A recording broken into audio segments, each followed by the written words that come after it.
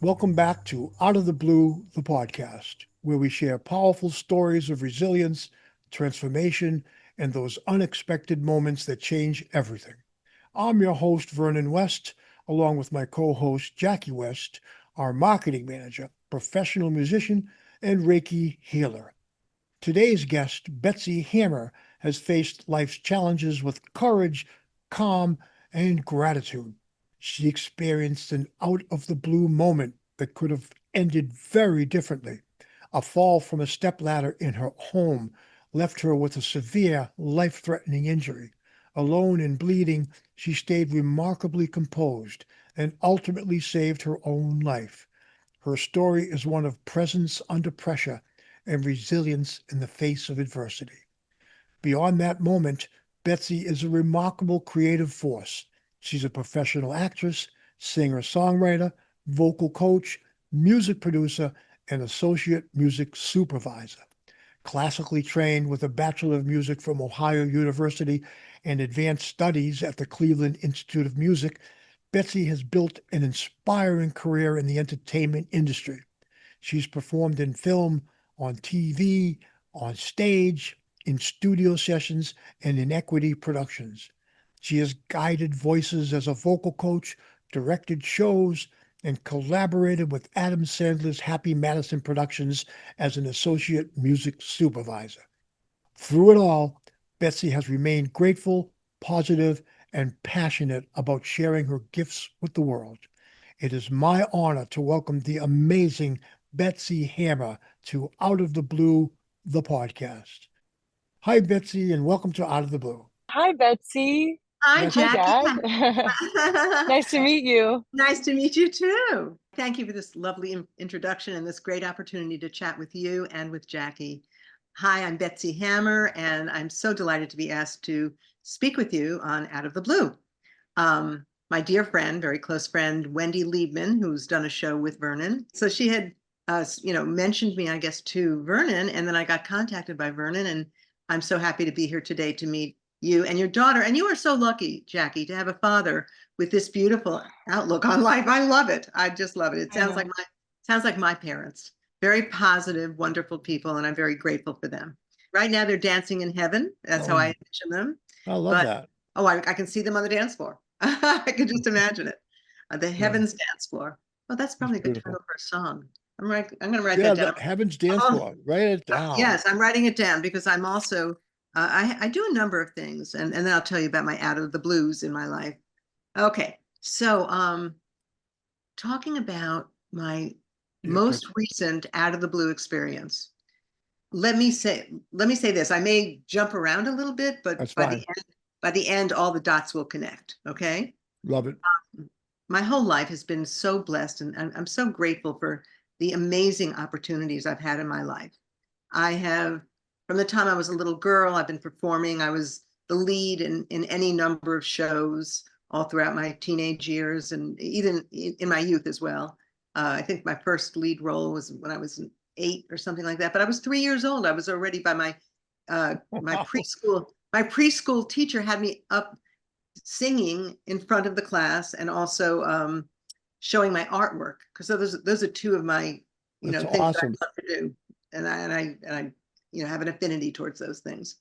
So I went into my 20s, and I got married, and I married a lovely guy and good person, but we're just two different people. It didn't work out. He was a doctor. He was an anesthesiologist, and he put me to sleep, and I used to entertain. And I That's very funny. And this is a story. I mean, I really used to entertain him all the time because he was very clinical and a lovely person, but just I found out that we were on very divergent paths. But nonetheless, I got into a show that was co-produced on Broadway. Then I went to Nashville and I got produced by producers there. And then I found another producer who's been a legendary producer, Brooks Arthur, who he produced 2 Grammy award-winning albums with Robin Williams. And he produced at 17 on Janice Ian, and he's Adam Sandler's producer, and he produced the Hanukkah song. I mean, he's just an amazing person, and he was my best friend for 27 years. And I moved to California, which is where I am right now. I'm here in Los Angeles, and the minute I came here, I moved here one day, and the next day I was at Adam Sandler's office. Just a great, great man, Adam. Very, very cool guy. Jackie, myself, my wife, and I think our two other children, Vernon and Samantha, we ran into Adam when we were out in California. We went we were on Rodeo Drive looking at all the stores and stuff, and we hopped in an elevator to get to our car or something. And who comes on the elevator was Adam and another gentleman. And I had just played in New Hampshire, where he's from. Right. And we played a nightclub, and he had just been there. This place I played in New Hampshire was a couple of years. It was years before I ran into him. It wasn't like I just did it, but it was like at least 3 or 4 years, maybe more, when he had put out the music of his very blue songs. He had a great album, and it was hysterical. And when we were always playing in a truck on the way to gigs. But anyway, we're playing this club, and they all said, "Oh, yeah, Adam Sandler played here." And we go, so I see Adam on an elevator. I go, "Hey, I actually played a place. I played a place I think you played it." And I said, "It's from New Hampshire." He goes, "Oh, really? That's amazing." He was really sweet. And my wife goes around and says, "Oh, Adam, people are making fun of our accents." And he said, "I think you have a wicked awesome accent."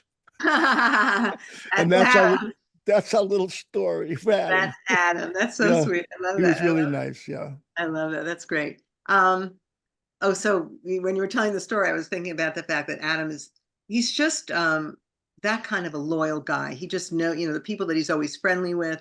I mean, if he runs into you again, you could say, "Hey, remember when I met you in the elevator? Yeah, how you doing? How's your accent?" He might remember that. He did say, he said he didn't have a family yet, as I recall.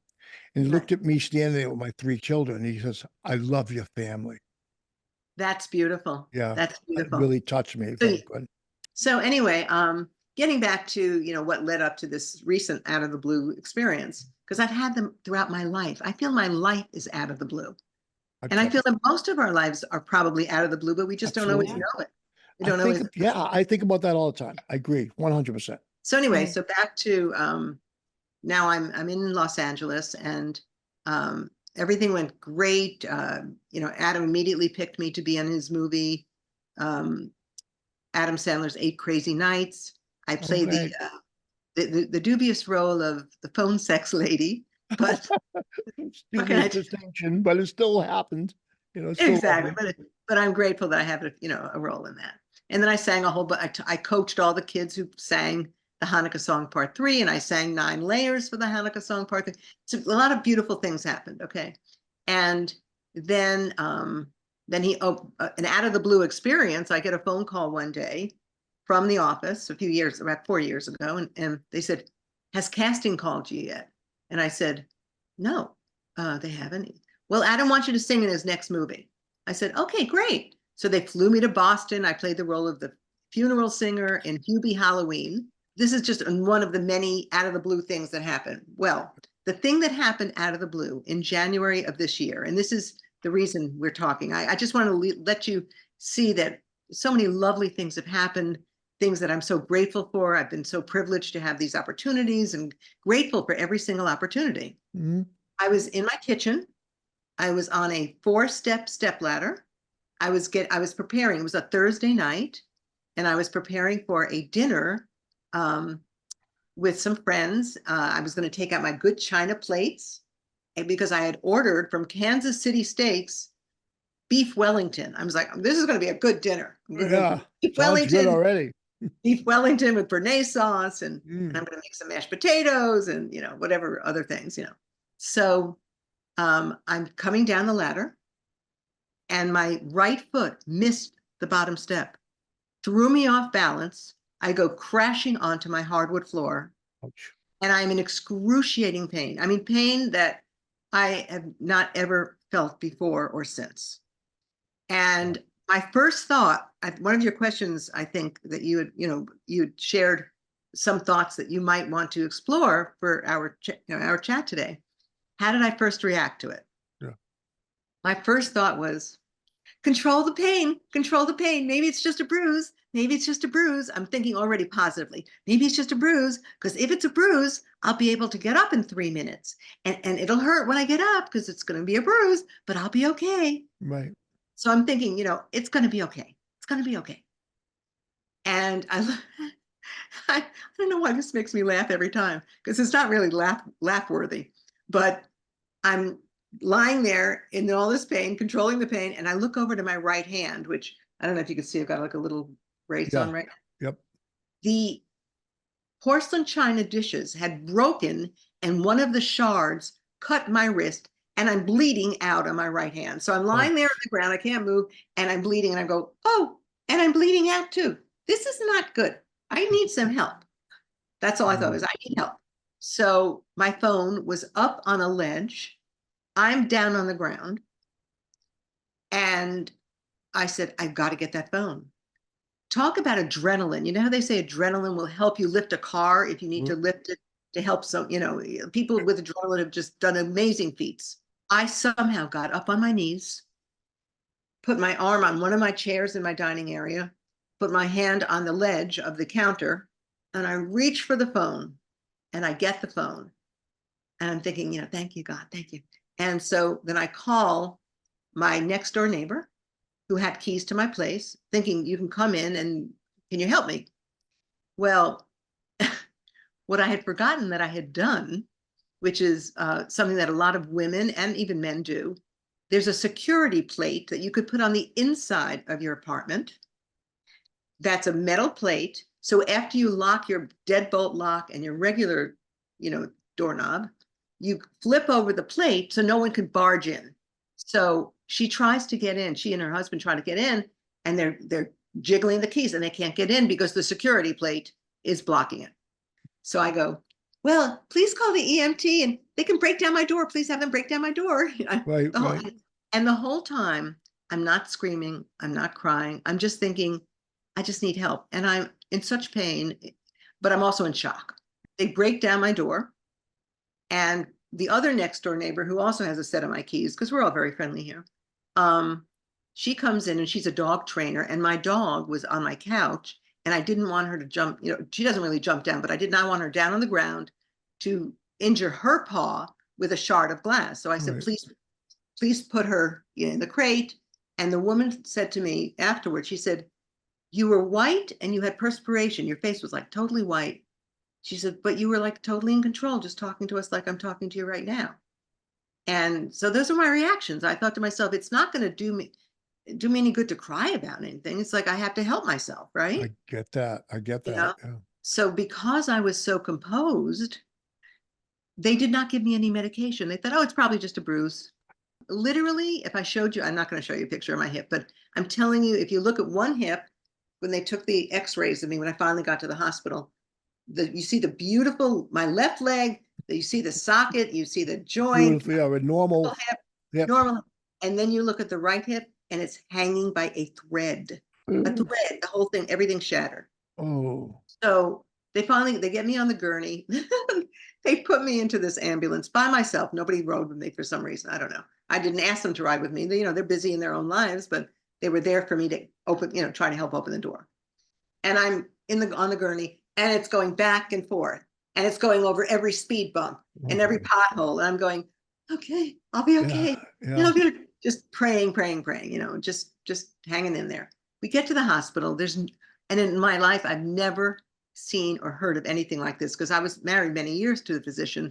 There's always been an ER doctor in the ER room. There was no doctor. There was a PA who was busy with some other people. 3 hours later, as I'm lying there, he finally comes, determines that I'm, I do have, they did wind up a few minutes before that slipping an x-ray under me, and they took the x-ray of my hand and my hip. Well, he finally says, yeah, you've shattered your hip. Yeah, we're going to give you medication. They give me morphine. Oh boy. It doesn't work. I'm with you on that. Yeah, it's such a state of shock. It doesn't work. It doesn't work. Then they gave me, as God is my witness, 4 rounds of Dilaudid, which is another type of medication. You might have heard of it. They did that on me too. Oh my God. You can totally relate. So on the 4th round, the pain went from a 10 level to about an 8 level. Yeah. And I said to myself inwardly, I said, oh, eventually a drug is going to help me. Eventually the drugs are going to work. So I was, it calmed me down. I mean, I wasn't carrying on, but internally I was like, when am I going to get relief? When am I going to get relief? I'm Yeah, thinking that. pain like But that is devastating. It oh really my is. God. Well, the good news is my sister, who's my best friend now, she and I were on the FaceTime talking to one another, and she said to me, "I'm coming out for a week to help you." And she literally got there Tuesday. Now they did the accident was on a Thursday. They were supposed to do surgery on Friday. I got bumped off the surgery schedule because there was somebody with a heart attack, Something like that. Yeah. or somebody had, a car accident, whatever it is. Yeah. A hip surgery can wait. Right. Then they put me on the surgery schedule for Saturday. They bumped me again for Saturday. Then they put me on the surgery schedule for 8 o'clock Sunday morning. I get bumped from that. And at this point, my sister and I are, we're back and constantly talking on the phone whenever we can. And she says, who do I have to talk to get this to happen for you? This is crazy already. But the good news is at around 3:30 on Sunday, somebody came to get me, took me down to surgery. And I will tell you, and this, you being a singer, Jackie, I found that singing throughout this experience was so helpful, so therapeutic. I would just occasionally hum something or sing something, and I sang my whole way down to the surgery area. I have a song that I co-wrote called "Take It Away," and it has to do with taking away the pain. Hmm. It's a song. Perfect. It's a spiritual song. Mm. And just saying, God, you said you'd be with us in our trials and and our traumas. Can you take away the pain? So I'm singing it on the way down, and get down to the surgery area, and finally, probably around 5 o'clock-ish, I'm down there at 3:30, 5 o'clock-ish, they start to get me into the surgery area. Well, I get back to into recovery that evening. Monday, the very next day, I now have a new titanium hip inside of me. Monday morning, there's a physical therapist standing right by my bed with a walker, and he said, "You're going to walk 10 steps to the bathroom and 10 steps back." I went, "Okay," and I did it. And that afternoon, they had me walking up and down the hallway. The next morning, my sister was flying in. She was due 10 o'clock that morning, and 10 o'clock that morning, there's a different physical therapist telling me that we're going to walk again. And I said to him, "Can you please teach me how to walk up and down stairs?" And he took me up 30 steps and 30 down, and it was a little scary, but I did it. And my sister gets there at noon. 2 o'clock, we're driving away from the hospital. So less than 48 hours after the surgery, my sister's already driving me home. I did not want to go to a rehab center. I wanted to acclimate to everything at home because I've been dealing with, pain in this wrist, but I'm thinking, Cool. we're just going to recover. I'm just going to do everything they have me do. I'm going to do all the exercises. I'm going to stay positive because that's the only thing that can help me through this. I cannot afford to put negative thoughts into my brain. It's like, what good is that going to do? Yeah. It's not going to do any good.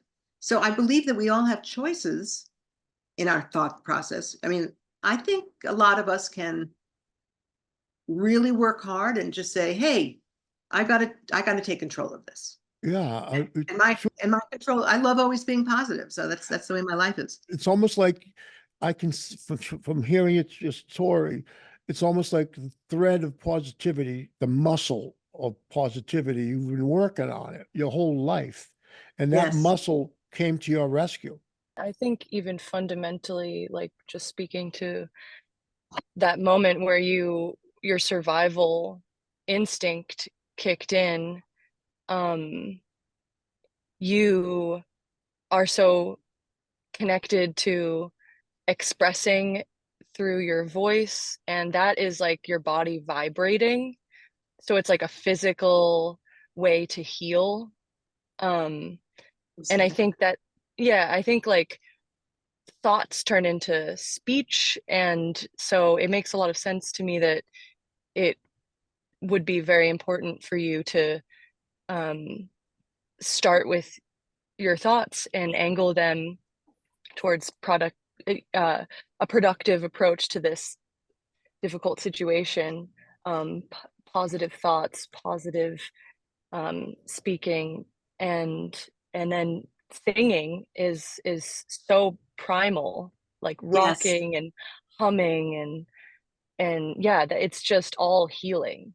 Yes, it set up a vibrational healing pattern throughout my whole body. Oh, vibrations. I'm into the vibrations. Yeah. Okay, so I want to tell you about a couple of other out of the blue things, if I may, or Oh, please. That's what we're here Please. for. Let's hear some more.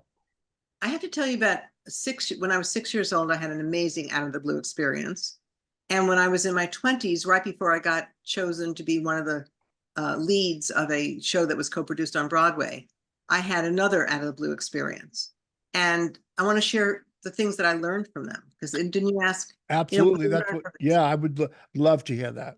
So odd that this happened, but I can still imagine it and envision it as if it would happened yesterday. When I was growing up in Hewlett, New York, which is on Long Island, in our little home, it's a lovely little home. It wasn't that little, but it was a nice home in Hewlett, New York. And my mom was a very organized, amazingly clean, fastidious lady. And she always had us seated. She had it's my mom and dad, and then 3 daughters. I'm the youngest of 3 girls. So my dad would sit on one end of the table, my mom would sit on the other, and then my sister and I would sit on one side, and then our other sister would sit on the other side. Well, everybody was out except out of the house. My father was working. My sister Helene was busy doing whatever she was doing with some friends. Same thing with my sister Bobby. She was also gone doing whatever with friends as well. And my mom was in the kitchen, and she's cooking. And I decided that instead of sitting in my seat, I'm going to sit in Daddy's chair. I got really bold, because you're supposed to sit. I was told, this is your seat. I'm very obedient. This is your seat. This is where Betsy sits, right? Right. Dad was my hero. Dad was such an incredibly positive person. In my entire life, I did not ever hear him say one nasty thing about another human being. Everybody was always, he's a nice guy. Oh, she's so nice. And my mother used to say, everybody's nice to you, Mel. You think everybody's nice, but he did. He manifested it. So I get into my daddy's chair and I'm kneeling.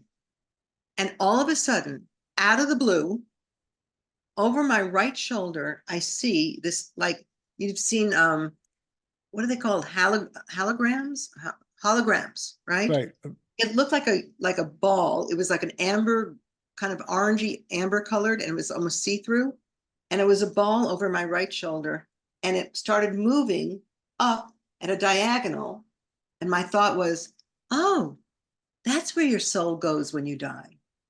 I had a vision of what was a soul. The orb looked like a soul to me. Oh, wow. And it moved just up to the sky, like at an angle. And I can still see that because it was so vivid to me. And that was my only thought. Oh, that's where your soul goes when you die. Oh. And you're sitting in your dad's sitting in my chair. dad's chair. And he was my greatest positive inspirational influence. In fact, the word root, spire, when you respire, when you inspire, spirit, it has to do with the breath of life. Oh, aspire. You aspire, yes. And respire, like respiration, right? Right. It has to do with breath. And Definitely. inspiration, the spirit comes in when you're inspired. Inspiration. I was inspired by my father. He always inspired me. So somehow or other, sitting in his chair, I got some type of communication. Maybe it's from my father, maybe it was from God. I don't know what it was No, from. was he not with you at the time? No, he was working. He was working. Oh, he was alive though. Oh, yes, yes. This is when I was 6 years old. Right. I figured. He died when I was in my 40s. So I wonder if there maybe that was you were maybe seeing the soul of another. I feel that the ancestors we stand on the shoulders of our ancestors. I mean, let's Yes. face it. If not for the sacrifices of the many people that came before us that had children and raised them, we wouldn't be here. Right. So that's the one thing I can say is validly stand on those shoulders. That's for real. Now, how our existence is so much more mysterious. It's out of the blue for sure. But yeah, but maybe you were seeing that someone, a soul that was watching over you, Absolutely, absolutely. And my mother said to me before she died many times, she said to me, when I'm gone, she goes, I'm going to be with you. I'm always going to be with you on your shoulder. I'm always going to watch you. I will not ever leave you. That's beautiful. Yeah. That's beautiful. It was beautiful that she said that for sure. So anyway, that was something that happened when I was 6. Then when I was in my 20s, And I'm married to my, my anesthesiologist ex-husband. As I say, lovely guy, totally different kind of person, but he used to watch me with my different headshots because I would do some performing Right.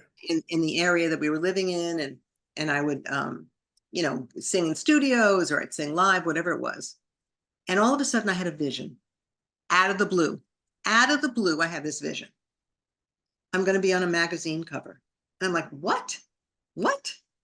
I mean, I'm not doing anything right now that would warrant me being on a magazine cover. Why do I have this vision?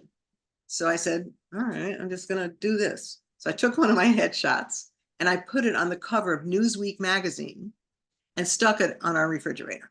Right. And he looked like, what's that? I said, I don't know. I just imagined that I'd be on a magazine cover. Right. Okay, honey, whatever. So months later, the producer that I was working with at the time calls me up out of the blue and says, you need to call the Playhouse Square Foundation, because we were living in the Cleveland area at the time. He said, you got to call them because there's a show coming here from Broadway and they're going to be auditioning people. You should get the breakdown. You take a look. So I call them up and they send me the breakdown. And it was a show called Pump Boys and Dinettes. 2 Dinettes, an older sister and a younger sister, and 4 pump boys who were gas station attendants. Right.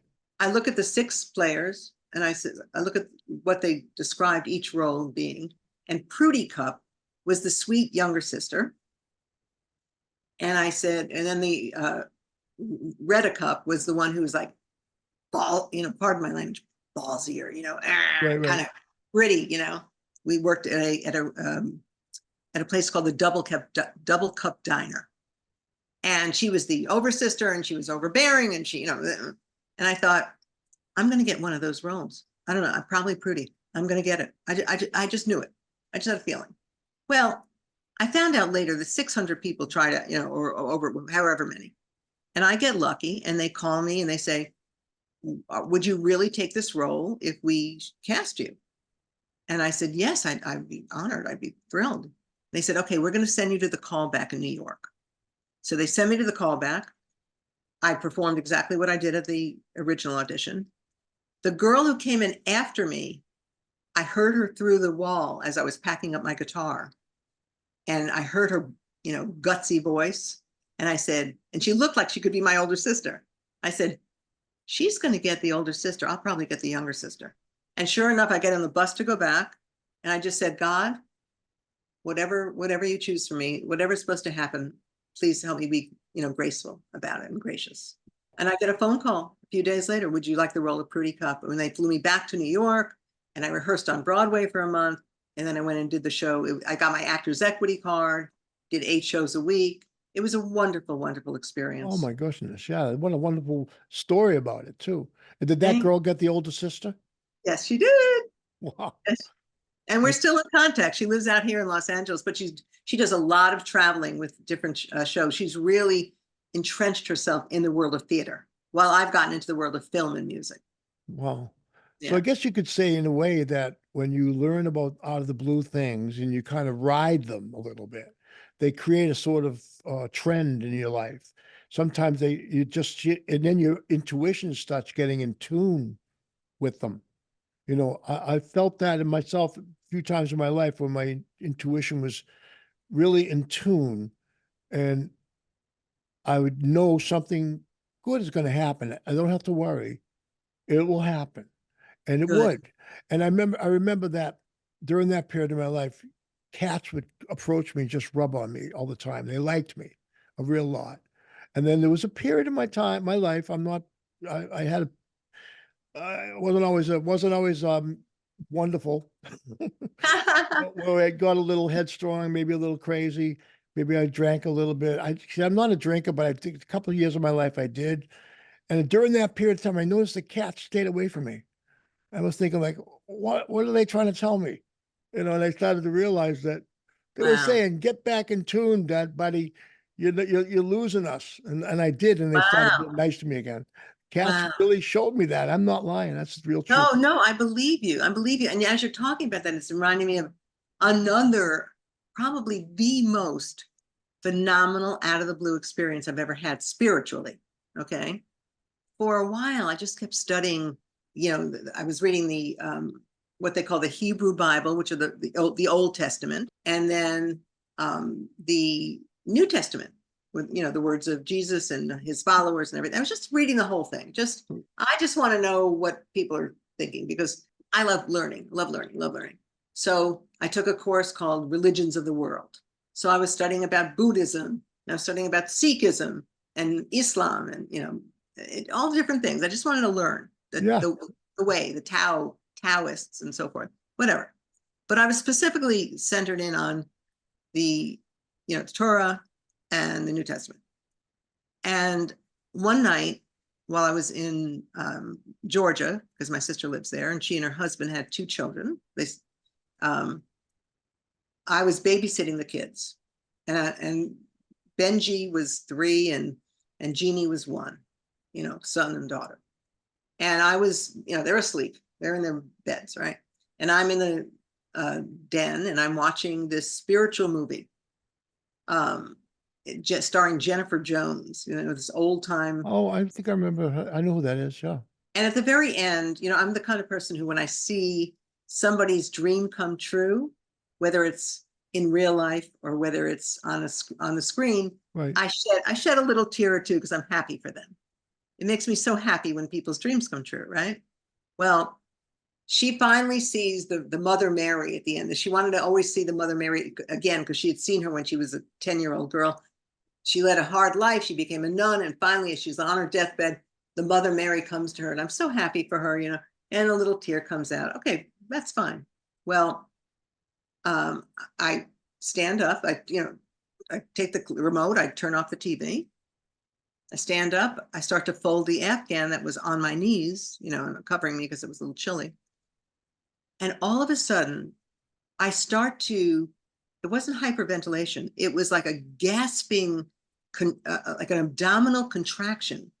And I'm going to try to approximate what it sounded like, but it was so much more weird sounding and so much stronger than what I'm just going to show you. It was like this weird sound is coming out of me.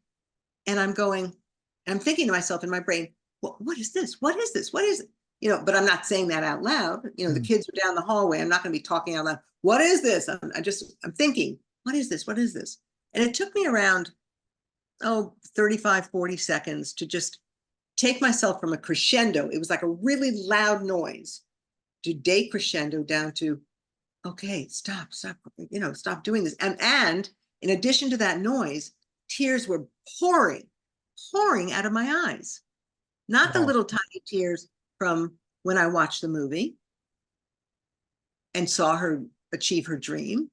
It was all of a sudden this horribly weird sounding, animalistic, almost like if you can imagine a wild boar in the jungle making screeching sounds, and then tears pouring down my face. So it was like this loud, and then I got it down to, okay, calm down. So I thought myself down. I made myself intellectually. I kept saying, what's going on? What's going on? Settle down, stop this. What is this? What is it? And I calmed myself, and I stopped crying. It's like, oh my God, what's going on?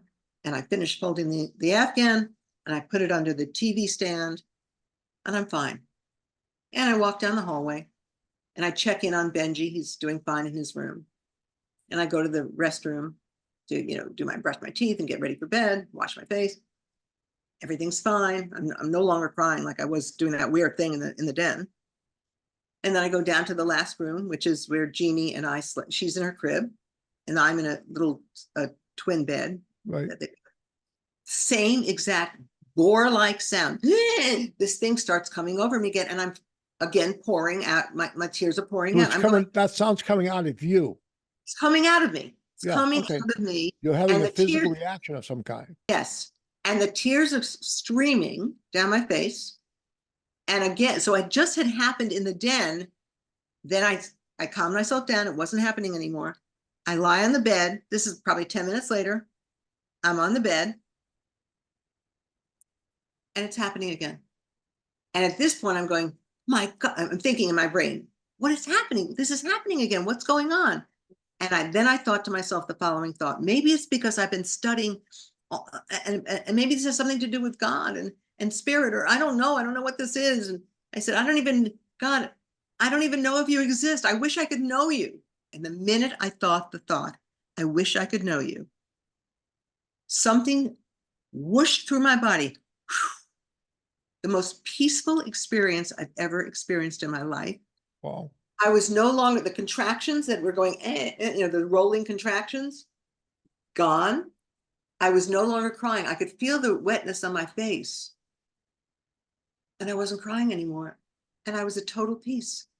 And I said, oh my God, it was almost as if God, who's got billions of people across the planet and helps all these people in all their different times of need, took a molecule of God's fingertip and went, I'm going to do something for you that you couldn't do for yourself. I'm going to take that away from you. I'm going to take the contractions away. I'm going to take the crying away in a nanosecond, and I'm going to give you peace. And I said to myself, I know you exist. I won't ever ask you again. I know you exist. Thank you. Thank you. And I just was so thankful. That's all I could think. Thank you. Thank you. So that proved to me, in my mind's eye, that anyone, if this could happen to me, I'm not Moses. I'm not, I'm not on the Mount Sinai. Right. If God could show me this one little tiny miracle of lifting the contractions and stopping me and giving me total peace, he could come to anybody in any way, shape, or form. If somebody wants to know long enough, because I was asking all year long, what's going on with God? What do I believe? What do I think? And I was asking for like for about a year. I was, thinking, I was reading the books. And so that was my out of the blue experience with God. It's like, oh my God. So I've not ever, and I also said to God at that same time, after I said, I know you exist, I said, please give me the strength to not ever deny you. Because if I were put up in front of a firing squad, please give me the strength to not deny you. Like I'll give my life for you. That's great. It's a great story. Very inspiring. I know that we don't have much time left, and I'm really interested in hearing more about how your outlook has changed after these out of the blue experiences, and like how people maybe around you feel too, like how you found community with all of this. Thank you. Because I was just about to I wanted to get into that with you. Thank you for bringing that up. First of all, there was a question that I think you suggested, maybe, how did it change my mindset and my view of life? The only changes are that I feel that I'm even more compassionate, more empathetic towards people who have pain. I mean, I've always been a compassionate person. I don't laugh at somebody or scoff it. I don't want to ever see anyone, any living being, whether it be an animal or a human being, in pain. I feel that I've become more compassionate and a better listener. And my jobs in life as a singer, as an actress, as an associate music supervisor for Happy Madison Productions, my job is listening to songs for his movies. And all I had to do was listen.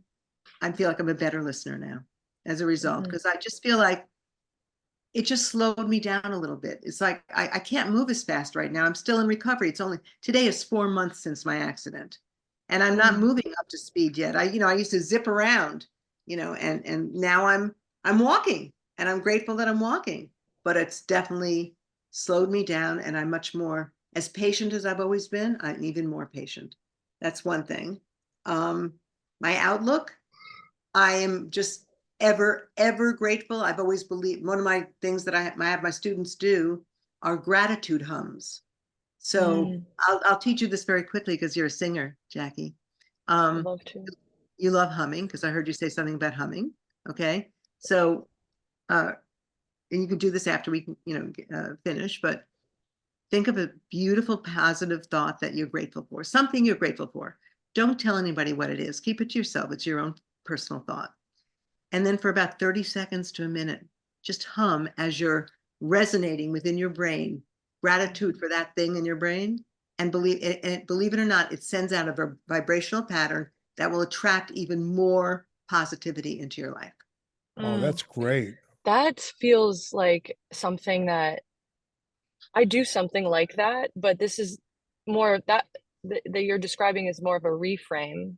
I think that when I go through it, when I have an uncomfortable memory, I hum and I soothe myself, and it helps me. That this is taking that attribute and like associating it with emphasizing gratitude and joy. I love that a Exactly. lot. I Exact. really love that. Exactly. And that's Um, something Yeah. everyone can do. You really don't have to be a professional singer or a singer. absolutely. Anyone Absolutely. can do it. My current mindset, have I become more aware of other out of the blue experience? Yeah, I mean, the things that I shared with you, some of my out of the blue experiences, there are more.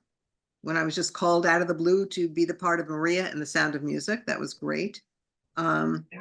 When I was singing on a baseball mound and somebody, a major producer produced me and came up to me in Nashville and then suddenly wanted to produce a whole album on me. That was incredibly out of the blue. Do you recall like your your feelings before these out of the blue experiences happened? Like the ones that you're like, whoa, this Yeah. totally makes sense, but in some weird way. I call it, for me, my own blind faith. I have this feeling prior to these things happening that good things are going to happen. I don't know why, and I don't know where, and I don't know how, but Mm. I'm going to be grateful and I'm going to be faithful and something great's going to happen. So what about you? What about you, Jackie, and your out of the blue experiences? Can you share something? I guess out of the blue would essentially one thing I can think about is getting into singing jazz. Well, actually, I could probably just say like really getting into music. I know my dad's a musician, but when I was growing up, I felt really scared and sad and that it wasn't really possible for me to do it because I actually never made any of the school things. I always tried out for school plays and musical theater and singing the Star Spangled Banner, and I would always become like understudy or something. So I was like, okay, that's my thing. Like I don't make it, you know?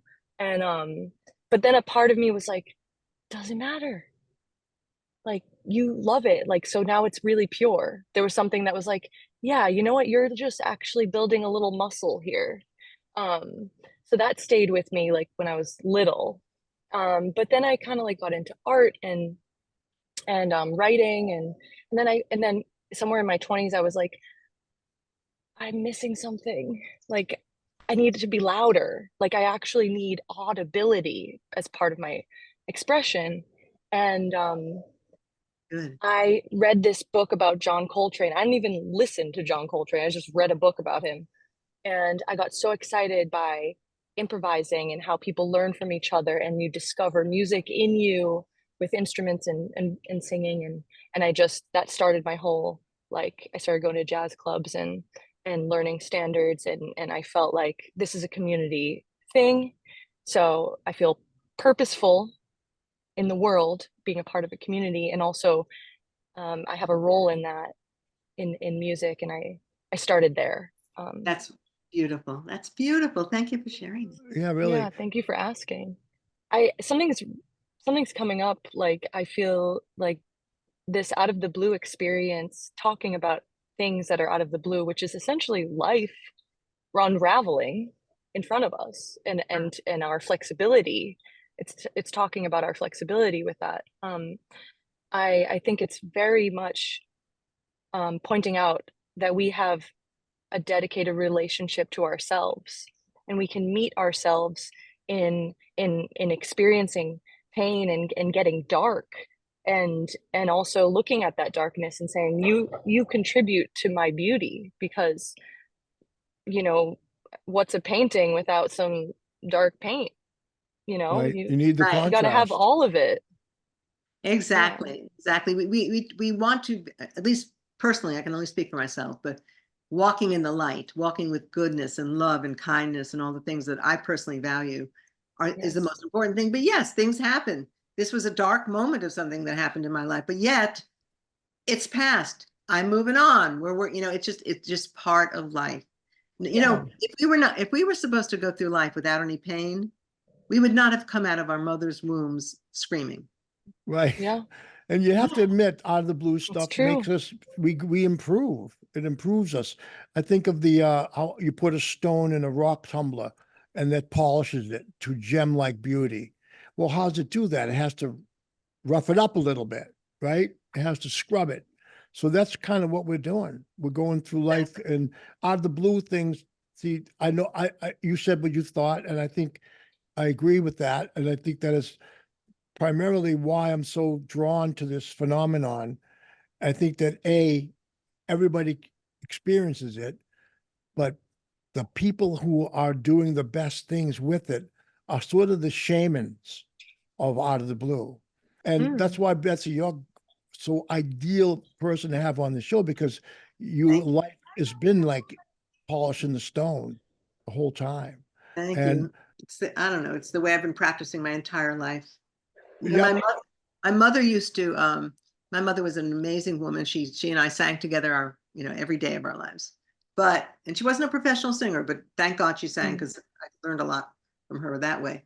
But occasionally she'd say, don't blah, blah, blah, blah, blah, blah, or no way, blah, blah, blah. And she'd say, she'd like kind of put this aspersion on something. And I would sit there as a writer, because I'm a songwriter, as you are too, right? Both of you are. And I'd rewrite the script inside my head. I didn't answer her back because I didn't want to be rude to my mother. But I'd say to myself, the minute she goes, don't, I'd say, when I grow up, when I'm older, I'm going to say, would you please be kind enough to try not to do da da da da. I would be writing the script in my head to put it in a kind way. I was doing that my entire life. I've been practicing this methodology every single day of my life. I think that's wonderful. I think that your today's show has been so inspirational. I think you are definitely preordained to help spread this message. We need to get more people paying attention to how we're really all going through the same thing in our lives. And if we treat it with the right positive attitude, we see past the darkness and we put the darkness in its place, and we know it's outside us. It's not, doesn't have to be inside. And just like emotions, the joy that we can experience, we have to choose to experience it. Joy is definitely not something you can experience if you don't want to. I mean, you can talk yourself into misery. People do. And I think that the best thing I've learned from this out of the blue phenomenon is that there are people like you, Betsy, who do this and know how to do it well, and are, I would say, like a shaman, like a priestess of it. You do it so well that it's inspirational. I knew that the minute I spoke to you. You are definitely a wonderful person that I'm so grateful to have met and to have enjoyed your presence on our show. Thank you, Vernon. Thank you. Can I tell you one more thought before we go? Okay. Absolutely. On a closing note, a few years ago, I had a revelation. And I collect angels. I love angels because there are angels everywhere in our lives. We don't know when they're going to appear to help us and guide us. And I feel like my mother's, as I said, an angel on my shoulder. My father's an angel. Brooks, my longtime best friend, Brooks Arthur, the great legendary producer. These people are angels, these three in particular. And all of us, the revelation was, oh my God, when we are born with a very pure, angelic soul within us. And we are either socialized by factions of society that teach us kindness and goodness and good character and being ethical and being straightforward and being honest, all these good things that we can be nourishing that angelic soul with. Or if they're on a divergent path and they're taught hatred and bigotry and prejudice, these angelic souls get squashed by these hateful thoughts. But we have these angelic souls that we're born with. So if you just try to keep nourishing and feeding the angelic soul, it will grow. It will grow. Even if there are people who have been terrible bigots who have learned, their lives have turned around because they were fed beauty and positivity and joy. You know what? Everybody has the right to exist. Let's just all coexist with one another. If someone doesn't believe what you believe, let them live in their homes. As long as they're not hurting you and you're not hurting them, just coexist. That's it. I think that we cannot close on a better note. And that is probably the best, highest note we could hit, because it really is what this whole purpose of this show is for, is to remind people that we're all beautiful and something beautiful about every single person. Thank you, everybody. We're going to end it here. Talk to you next time on Out of the Blue. I'm Vernon. This is Jackie, and we have our special guest, Betsy Hammer. So please, betsyhammer.com. And of course, you can always send any questions, or if you'd like to be on Out of the Blue, please send me an email, drop me a message. We're open to everybody that has a wonderful experience they want to share. Thank you so much for joining us on Out of the Blue.